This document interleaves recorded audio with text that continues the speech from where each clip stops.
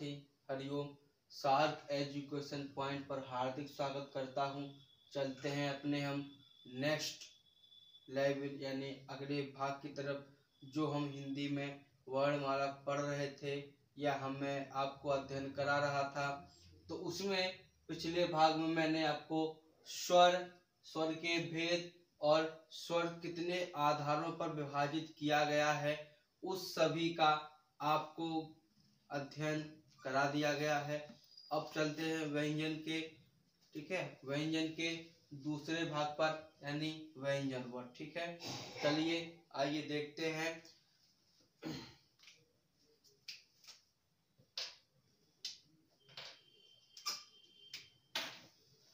देखिए व्यंजन, व्यंजन क्या होते हैं। तो व्यंजन वर्ण, ठीक है, तो व्यंजन वर्ण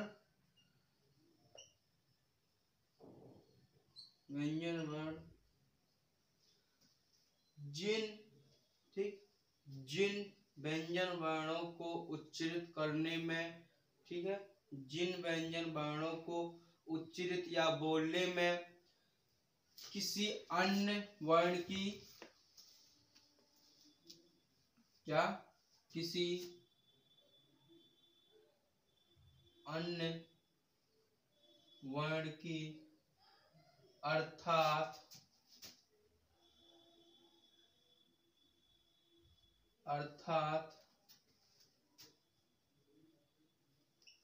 स्वर की सहायता लेनी पड़े।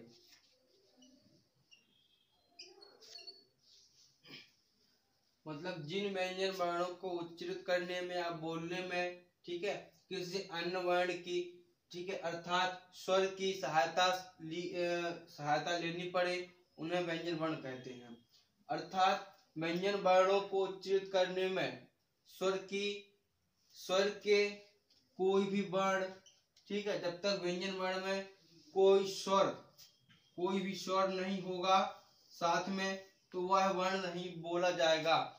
मतलब ये है व्यंजन वर्ण जो है स्वर वर्ण के बिना अधूरा है या अर्थपूर्ण है, वो अपने आप में पूर्ण वर्ण नहीं हो सकता। अर्थ देखिए, ऐसे उदाहरण तो देखिए आप, ऐसे मैंने लिखा आपको सामने का, ठीक है, क्या लिखा, का। तो अब जो आपका ये का लिखा हुआ है मैंने, ठीक है, तो इस का में देखिए यह का किस वर्णों से मिलकर बना है।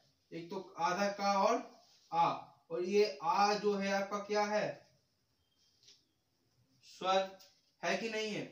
मतलब बेटा जो आपका व्यंजन वर्ण का है, ये का व्यंजन वर्ण आपके हलंत का मतलब होता है आधा, ठीक, क्या होता है, आधा वर्ण। हलंत का और छोटा दोनों से मिलकर बना है क्या, आपका का, ठीक। मतलब ये आपका व्यंजन वर्ण जो है, ये अगर हम इस स्वर को हटा दें, इस स्वर को हटा दिया जाए, तो देखिए कोई अस्तित्व है इसका। आधा का लिखा हुआ है, कोई अस्तित्व है नहीं है, ये अपने आप में अपूर्ण है। मतलब जिन व्यंजन वर्णों के साथ स्वर का उच्चारण नहीं किया जाएगा, वह व्यंजन वर्ण अपने आप में अपूर्ण माना जाएगा। ठीक, क्या माना जाएगा, अपूर्ण माना जाएगा। ये नोट देखिए आप, नोट में क्या होता है, मतलब कुछ अलग चीज बताई जाती है ना, हटके। तो नोट का मतलब ये है जो हमारा व्यंजन वर्ण है, कोई व्यंजन वर्ण, ठीक है, व्यंजन वर्ण में छोटा आ छिपा होता है ना, छिपा होता है, यह है दिखाई नहीं देता, है ना, यह दिखाई नहीं देता। अर्थात खा देखिए आप एग्जांपल में, मतलब खा जो आपका बनेगा, आधा खा हलंत रहेगी प्लस आ, बनेगा तभी तो बनेगा, तभी तो बनेगा खा। और देखिए गा, आधा गा हलंत मतलब, और छोटा। कोई भी आप व्यंजन वर्ण देख लीजिए, है ना, कोई भी आप व्यंजन वर्ण देख लीजिए ऐसे ही बनेगा। लीजिए जिया, अब ये जो जिया है किससे बना है, यहाँ देखिए जिया। तो ये जो वर्ण आपका बना है जा, और नहीं सॉरी, आप देखिए घा,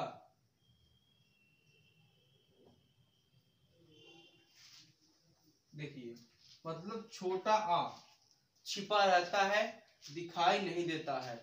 जब इस व्यंजन वर्ण को तोड़ा जाए या अलग अलग किया जाए तब आपको ये छोटा आ मिलेगा देखने को, ठीक है। ये आपके हो गए व्यंजन वर्ण।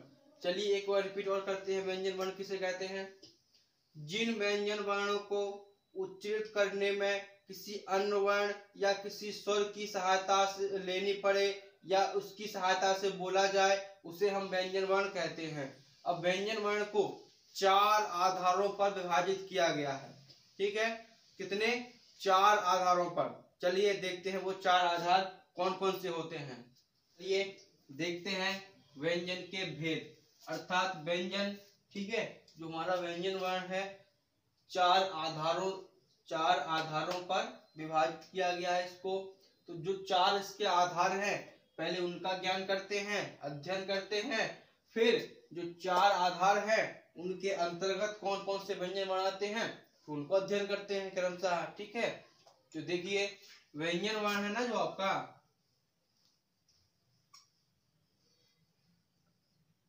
व्यंजन, ठीक है। देखिए पहला जो उसका पार्ट है, ठीक है, जिसके आधार पर इसको विभाजित किया गया है, ये है आपका स्पर्श के आधार पर। क्या है, स्पर्श के आधार पर, ठीक है। दूसरा जो आपका है श्वास निक्षेप या वायु प्रवाह, क्या है, या वायु प्रवाह, ठीक है। क्या है, श्वास निक्षेप या वायु प्रवाह। तीसरा जो आपका है नाद के आधार पर, अर्थात नाक के आधार पर, ठीक, नाक यानी नासिक या नासिका। और आपका जो अंतिम है ना, क्या है, फोर्थ, ठीक है, यानी 4 नंबर जो आपका पार्ट है उच्चारण स्थल के आधार पर, ठीक है। ये 4 आधारों पर व्यंजन वर्ण को, ठीक है, विभाजित किया गया है। अब देखिए स्पर्श के आधार पर कौन कौन से आते हैं, ठीक है। देखिए पहला क्या है, ए नंबर देखिए स्पर्श व्यंजन, स्पर्श व्यंजन हो गया। दूसरा आता है आपका बी नंबर अंतस्थ व्यंजन, अंतस्थ व्यंजन। सी नंबर आता है आपका ऊष्म व्यंजन, ऊष्म व्यंजन।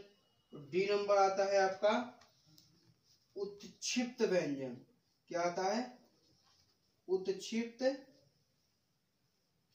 व्यंजन। इसी को आप द्विगुण,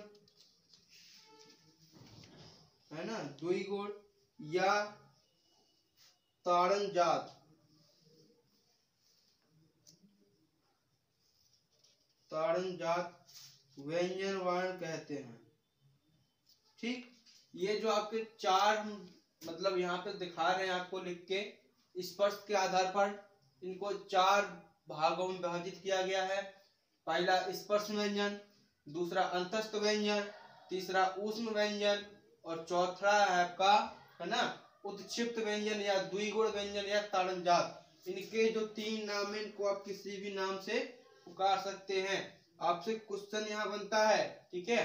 क्वेश्चन क्या बनता है कि उत्क्षिप्त व्यंजन को और किस नाम से बुलाते हैं या पुकारा जाता है। ऑप्शन नंबर पहला रहेगा स्पर्श व्यंजन, ऑप्शन नंबर बी रहेगा अंतस्थ व्यंजन, ऑप्शन नंबर सी रहेगा ऊष्म व्यंजन और ऑप्शन नंबर 4 रहेगा ताड़नजात व्यंजन। अर्थात इनका हम आपको 3 नाम बताए हैं, द्विगुण व्यंजन, ताड़नजात व्यंजन या उद्क्षिप्त व्यंजन। क्वेश्चन में पूछा गया है उद्क्षिप्त व्यंजन को किस नाम से और पुकारा जाता है इसके अलावा। ऑप्शन में आपको दिया है ताड़नजात व्यंजन, तो ऑप्शन नंबर डी आपका जो होगा ताड़नजात व्यंजन इज द राइट आंसर। आप उसी पे आंसर टिक लगाइएगा, या द्विगुण दिया होगा तो द्विगुण पे लगाएंगे। ठीक है, चलते हैं श्वास निक्षेप यानी वायु प्रवाह के आधार पर। देखिए इसको अल्पप्राण, ठीक, अल्पप्राण, दूसरा महाप्राण, अल्पप्राण और महाप्राण। अब नाद के आधार पर देखिए इसको भी दो बार विभाजित किया गया है। ए नंबर घोष या सघोष, सघोष या घोष। ऑप्शन नंबर बी क्या रहेगा, अघोष, है ना, अघोष। अब जो आपका अंतिम है उच्चारण स्थल के आधार पर इसको देख लेते हैं, इसको यहीं लिख लेते हैं, ठीक है, वहां दूर नहीं। देखिए चलिए, ए नंबर कंठ, बी नंबर तालु, सी नंबर मूर्धा, डी नंबर दंत, ई नंबर, है ना, ई नंबर ओष्ठ, ठीक है। क्या है, ए नंबर कंठ, बी नंबर तालु, फिर मूर्धा, फिर दंत, फिर ओष्ठ, फिर कंठ तालव्य, फिर कंठोष्ठ। एफ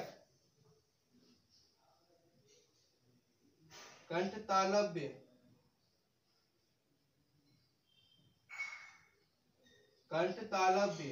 फिर एफ के बाद क्या आता है, जी,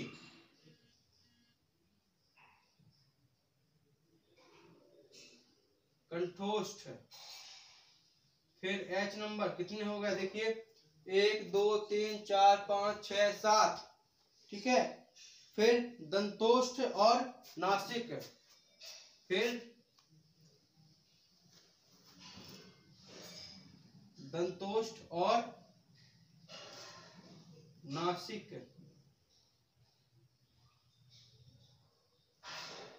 तो ये आपके जो 4 आधार पर वर्गीकरण किए गए हैं व्यंजन को, ठीक है, मैंने आपके सामने लिख दिया है। आप चाहें तो स्क्रीनशॉट ले सकते हैं, एक बार फिर समझाते हैं इनको।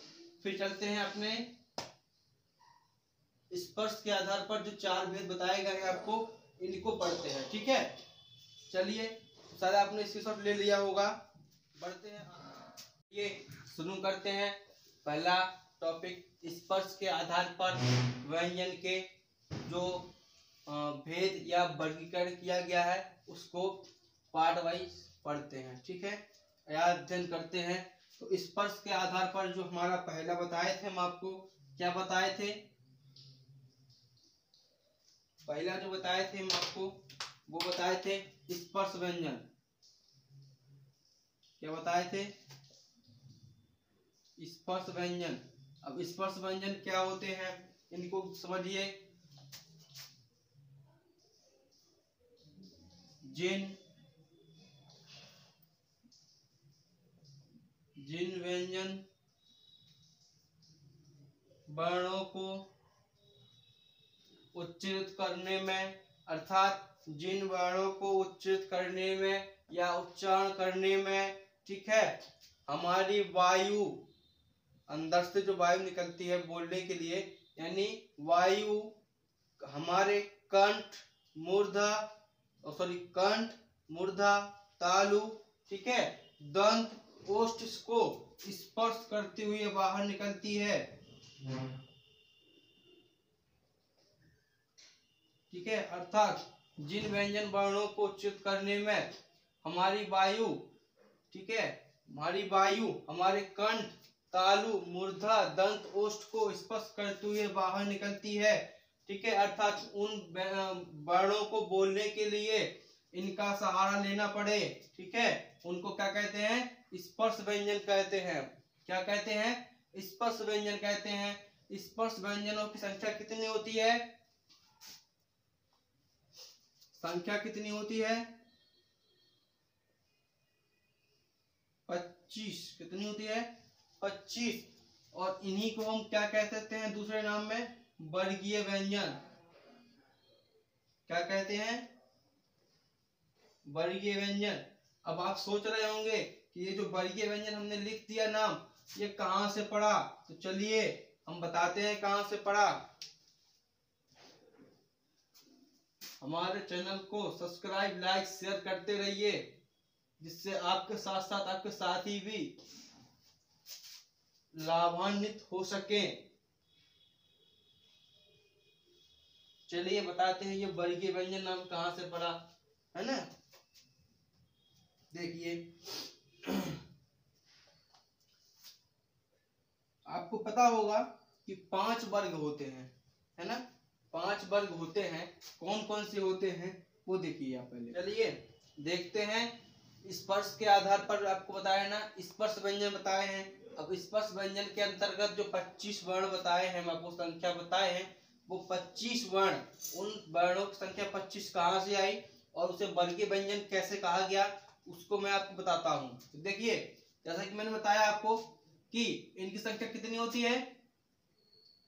स्पर्श व्यंजन, इसको हटा दीजिए, आधार पर लिखा हुआ है। स्पर्श व्यंजन पढ़ रहे हैं ना हम लोग। स्पर्श व्यंजन की संख्या 25।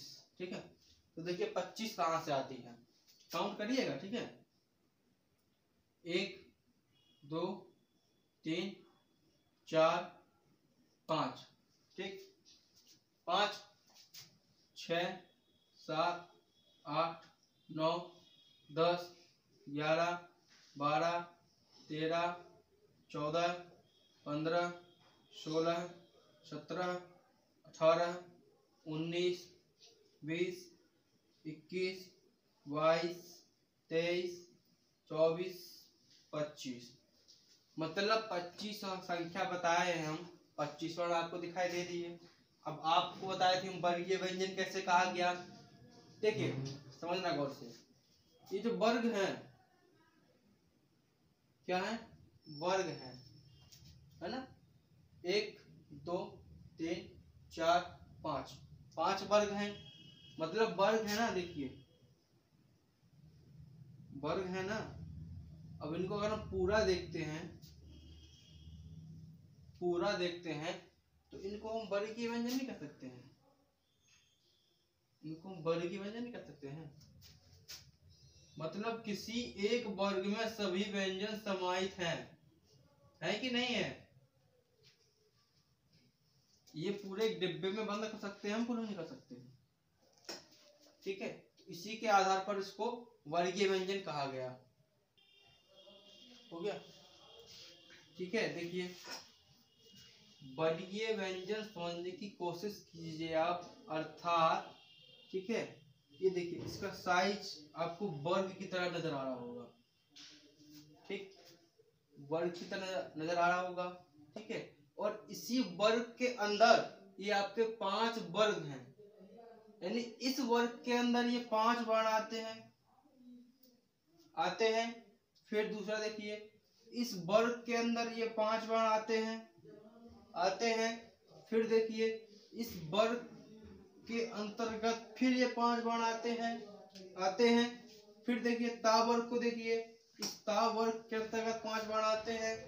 फिर देखिए पा वर्ग, और इस पा वर्ग के अंदर भी 5 वर्ण आते हैं। अर्थात इन वर्गों का जो समूह है, ठीक है, इसको हम वर्गीय व्यंजन कह सकते हैं।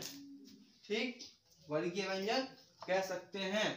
का वर्ग, अब जो देखिए इनको जो बोलने का उच्चारण स्थान होता है ना, ये देखिए आप।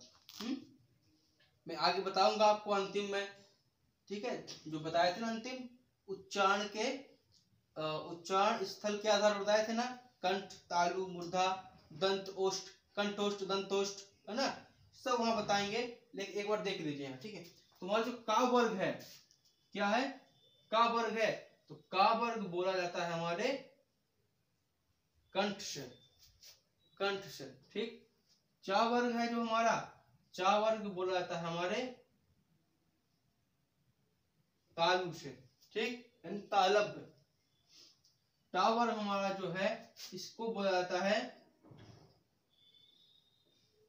मूर्धा, ठीक है। ता वर्ग हमारा जो है क्या है, ता वर्ग हमारा जो है इसको बोला जाता है दंत से, और पा वर्ग जो हमारा है इसको बोलते हैं ओष्ठ से, मतलब ओंठ, ठीक, ओंठ। का वर्ग, चा वर्ग, टा वर्ग, ता वर्ग, पा वर्ग। का वर्ग में का, खा, गा, घा, अंगा, चा, छा, जा, झा, या, चा वर्ग। टा वर्ग टा, ठा, ड, ढ, ण। ता वर्ग ता, था, दा, धा, न। पा वर्ग पा, फा, वा, भा, मा, ठीक है। अब चलते हैं नेक्स्ट पर, अर्थात अंतस्थ व्यंजन क्या होते हैं। आते हैं दूसरे नंबर पर, अर्थात ऊष्म व्यंजन, सॉरी इस पर अंतस्थ व्यंजन दूसरा।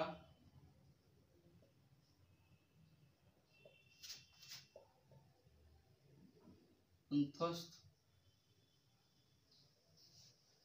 व्यंजन, ठीक है, मतलब जिन व्यंजन वर्णों को उच्चारित करने में हमारी वायु, ठीक, या वायु प्रवाह अंदर से सीधा निकले उसे हम अंतस्थ व्यंजन कहते हैं, ठीक है। इनकी संख्या 4 होती है। कितनी होती है, 4। ये कौन कौन से होते हैं, तो या,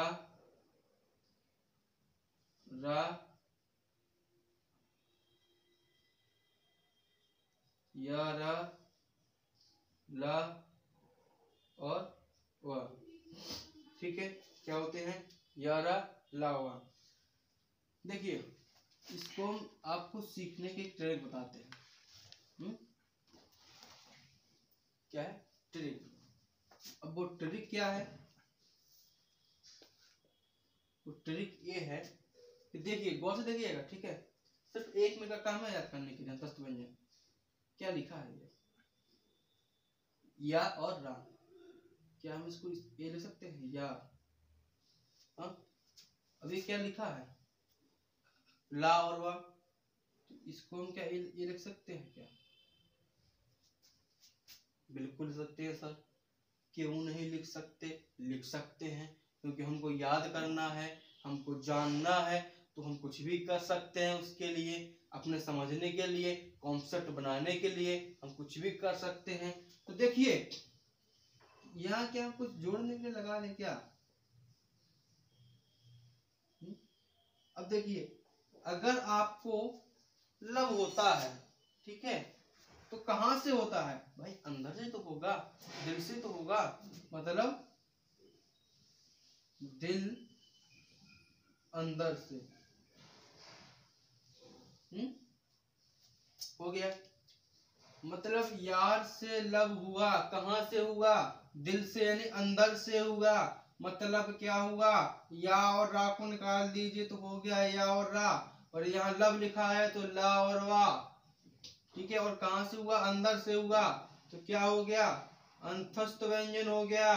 क्या हो गया, अंतस्थ व्यंजन हो गया। मतलब यार से लव हुआ, कहां से हुआ, अंदर से हुआ, अंतस्थ व्यंजन, यारा ला हुआ। संख्या कितनी होती है, 4।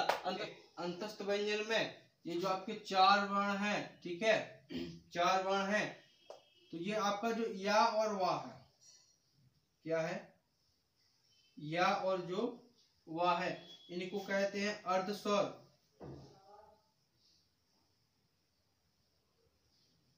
क्या कहते हैं, अर्ध स्वर। और आपका जो ये रा है, ठीक, क्या है, रा, इसको कहते हैं लुंठित, लुंठित वर्ण।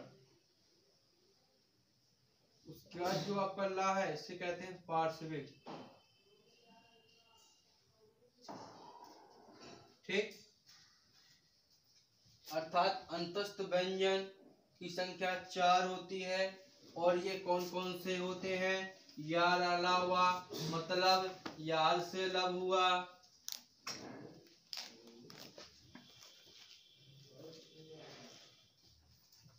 यार से लब हुआ, ठीक है। या और वा जो आपकी हैं वो है अर्ध स्वर। क्या है? अर्ध स्वर है। या और रा, या और वा, सॉरी या और वा। आपका जो रा है वो आपका लुंठित है, ठीक है। और जो आपका बचा हुआ एक ला, लड्डू वाला ला है, वो क्या है? पार्श्विक है, ठीक है। तो ये आपका अंतस्थ व्यंजन खत्म हुआ। ऊष्म व्यंजन पर जिन व्यंजन वर्णों को, ऊष्म व्यंजन क्या होते हैं? जिन व्यंजन वर्णों को उच्चारित करने में, ठीक है, जिन व्यंजन वर्णों को उच्चारित करने में घर्षण के कारण ऊष्मा उत्पन्न होती है, उसे क्या कहते हैं? ऊष्म व्यंजन कहते हैं। तीसरा,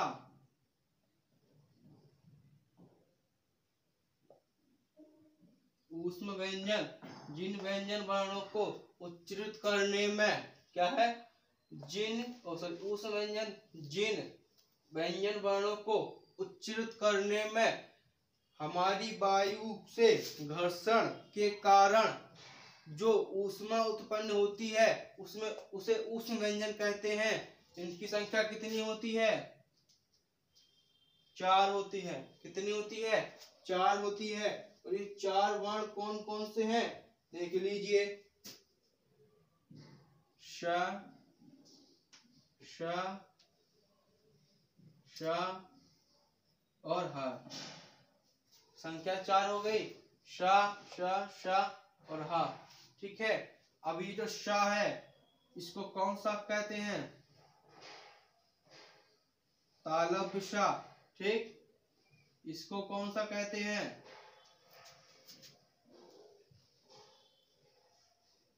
मूर्धन्य या मूर्धा, या मूर्धा। इसको कौन सा कहते हैं? दंत, ठीक। क्या कहते हैं? एक कौन सा है आपका? तालव्य श, फिर मूर्धा, ठीक। फिर उसके बाद कौन सा है आपका? कौन सा है? दंत श। ये जो हा है इसको कहते हैं कंठ, ठीक। यही आपके ऊष्म व्यंजन है। इन ऊष्म व्यंजन को हम लोग एक नाम से और पुकारते हैं, वो क्या है? संघर्षी व्यंजन। अब संघर्षी व्यंजन क्यों कहते हैं इनको, बताते हैं।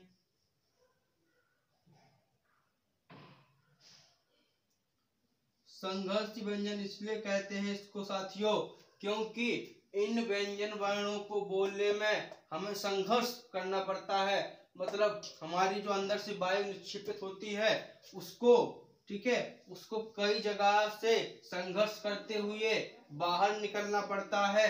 इसलिए इसको संघर्षी व्यंजन कहते हैं। क्योंकि ऊष्मा भी उत्पन्न होती है, और ऊष्मा उत्पन्न कब होगी? जब हम संघर्ष करेंगे, ठीक है। संघर्ष करेंगे तभी ऊष्मा यानी ऊर्जा उत्पन्न होगी। ऊर्जा उत्पन्न होने के कारण इन 4 वर्णों का कहते हैं संघर्षी व्यंजन कहते हैं, ठीक है। देखिए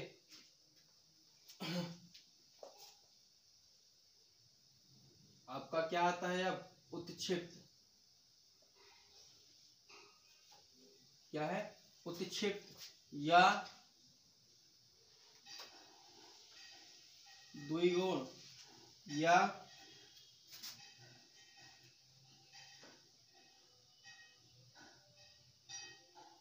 ताड़नजात, ठीक है।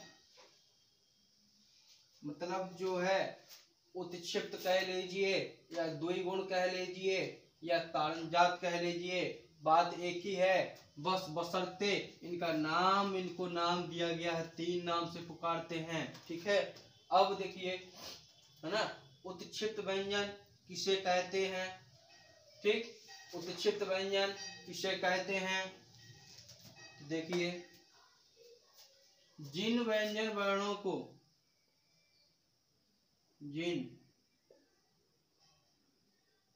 व्यंजन वर्णों को उच्चारित करने में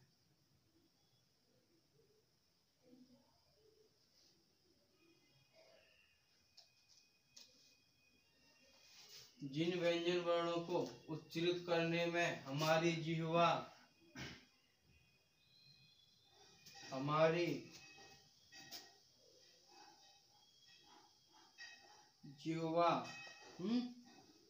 जिह्वा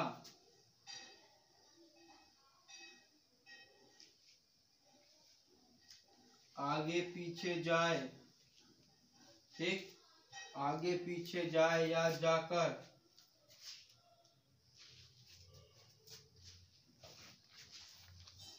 श्वास निक्षेपित करे,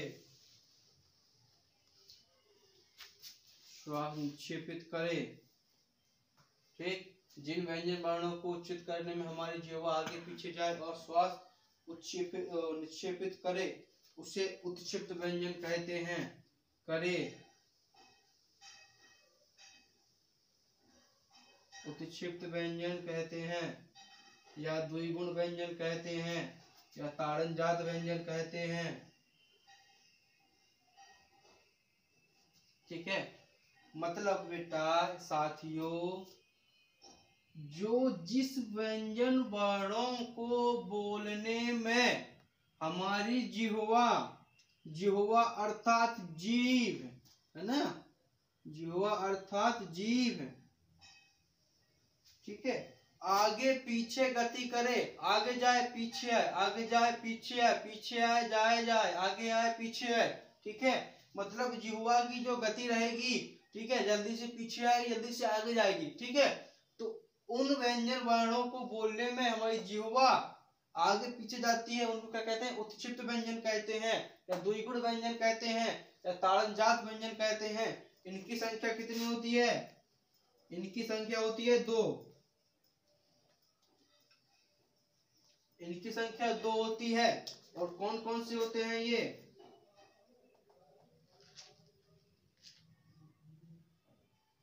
ड और ढ, ठीक है। अब देखिए, आप बोल के देखिए, ड ड ड, मतलब पीछे से आगे की ओर हमारी जिह्वा गति करती है, आती है, फिर पीछे जाती है। ढ ढ ढ, बोल के देखिए, ढ, मतलब हमारी जिह्वा है पहले पीछे रहती है, फिर अचानक से आगे आती है, फिर पीछे जाती है। तो इसी गति के द्वारा बोलने वाले व्यंजन वर्ण को हम उत्क्षिप्त व्यंजन कहते हैं। ड ढ ड ढ ड ढ ड ढ, ठीक है। इन्हीं को हम कहते हैं उत्क्षिप्त या द्विगुण या ताड़नजात व्यंजन भी कहते हैं। तो आज के लिए इतना ही। अब नेक्स्ट बात करते हैं किसके आधार पर? बात करते हैं वायु प्रवाह या श्वास निक्षेप के आधार पर। जो हमारे 2 हमने आपको बताए थे, क्या क्या बताए थे? अल्प प्राण और महाप्राण पर चर्चा करेंगे और उसको समझाएंगे, ठीक है, समझाएंगे। और अगर हमारा वीडियो आपको अच्छा लगे तो हमारे वीडियो को लाइक शेयर कमेंट, ठीक है, हमारे चैनल को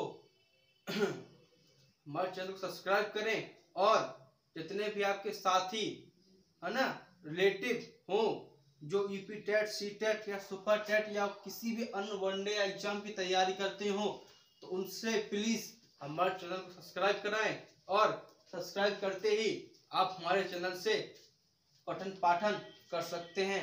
धन्यवाद।